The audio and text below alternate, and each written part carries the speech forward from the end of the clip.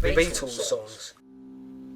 Some 60s bands had some really wild names, such as the Electric Prunes, apparently suggested as a joke, many a true word spoken in jest. The Beatles' name is said to have been inspired by Buddy Holly's band, the Crickets, with the spelling changed slightly to match the music genre, beat music. The name Led Zeppelin apparently emerged from a fellow musician's pessimistic quib that the fledgling band would go down like a lead balloon. How wrong could they have been? Britain certainly had its fair share of curiously named groups, like Pink Floyd. Perhaps a random juxtaposition of two blues musicians blindly picked from Syd Barrett's extensive record collection, like a tarot card reading.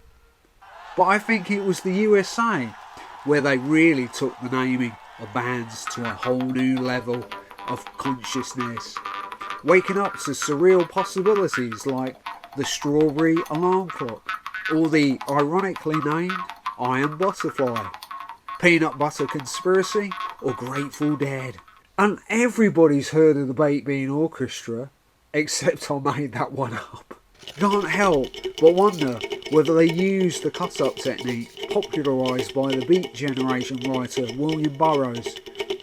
And I couldn't resist using the same method to randomly create a few of my own fantasy 60s band names, such as Butterflies Play Cricket, Hodgepodge Hedge, Hairbrush Cake, Vampire Cat, Live Forever When Dust, which eerily leads me on to Ashen Ink, which is an actual real thing.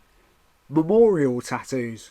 But what if you cut the words in half lengthways and mismatch them on purpose, like a horticulturalist grafting sections of plants and trees to create new life forms, reminiscent of a fantasy language from Lord of the Rings, or an ancient tablet unearthed from a mystical mountaintop, where the more jumbled up they are, the more entrancing they become. Not the birds and the bees, but the birds and the Beatles, splitting up in more ways than one, creating new pathways from the remnants of the old ones to a secret place in your mind you never knew existed, similar to deciphering an encrypted message by playing a Beatles or Led Zeppelin song backwards, or seeing phantom faces in rock faces, clouds, or a divine apparition in your fruit and veg.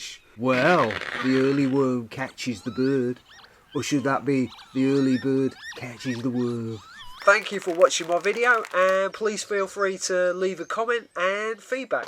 Now that you see that video, you might want to click on these other cardboard adventures.